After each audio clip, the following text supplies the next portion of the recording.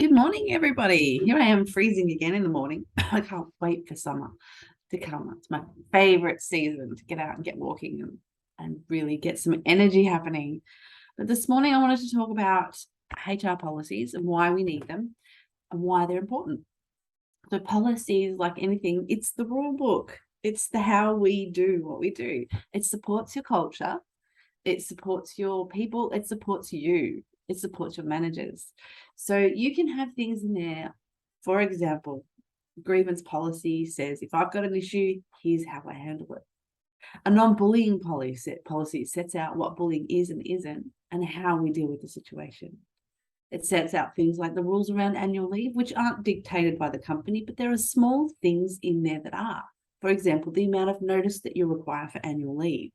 Some people would like a week, some people would like a month's notice. Just depends on the size of the business and the type of the business. So this morning, it's all about, for me, running through a couple of policies and giving you examples of why they support you in your business, but also support your team and your managers. It's really important.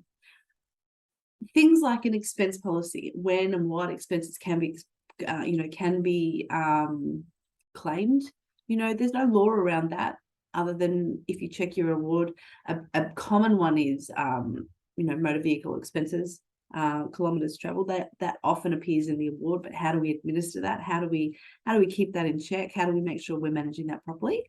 So that's a good one to have in a policy. Motor vehicle policy, if people are driving to and from workplaces, it's really good to have that policy to define exactly the outline of what people should be doing when they're driving the vehicle. Now, it's challenging because we expect people to follow the law.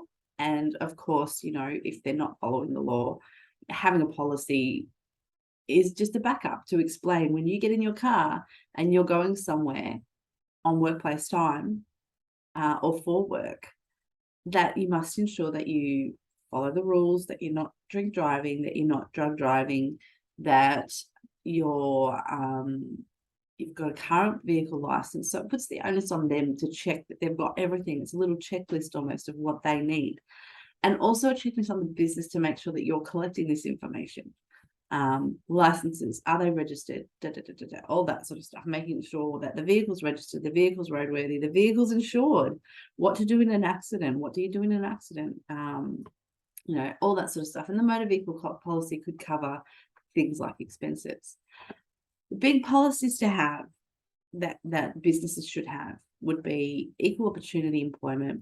So that comes down to non-bullying harassment. So defining what sexual harassment is, going into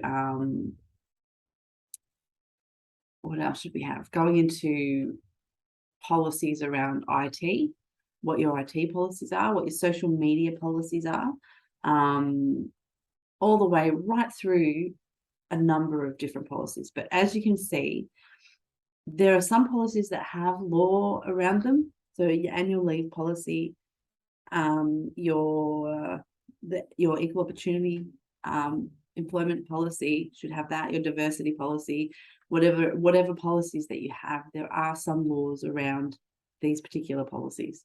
So the top, just go through what I think the top policies that we should have are. And then we can go through some changes that have happened to make you aware. So the top HR policies that we should have in Australia are, oh goodness me, sorry. My work health safety policy, you should have one. What that goes over is what happens in the event of an incident, how to report an incident, who to report the incident to, and anything else specific about the particular business that you're in. Bullying, harassment and discrimination, code of conduct. You need to have a drugs and alcohol policy. Smoking, non-smoking, vaping. I'm going to add that one in now. Leave policy, grievance policy. As I said, the grievance policy is how you handle complaints. So if someone can't go directly to their manager and you don't have HR in place, what do? How do we handle that? So by putting that in place, it gives you guidelines as an owner, as a leader, as a manager to make sure that you understand the process of how these things are handled. But it also helps everybody else understand how they're handled too. So you've got a process in place that says, hey, this is what we need to do. This is what we need to follow. Discipline policy, internet and email policy, as I said, social media policy, they're probably the top ones that I would go into. If you're expecting people to drive, definitely have a motor vehicle policy. You probably need a working from home policy at the moment, which is different to a flexible work policy. So, there's some nuances there. Working from home policy clearly states the responsibility, who's responsible for what when working from home, where the liabilities lie. So if someone's injured in their workplace, which is now their home, how do we handle that? All those things. Return to work policies are good as well.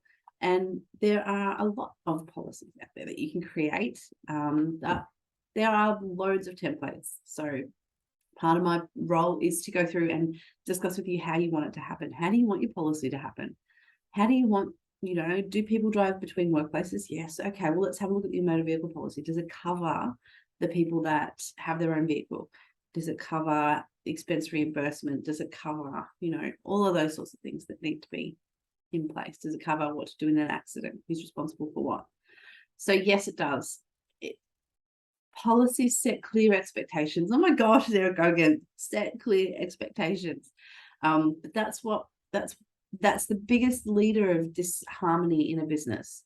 A toxic culture has constant moving posts and no clearly defined expectations, because you can't define expectations when you're constantly moving the goalposts.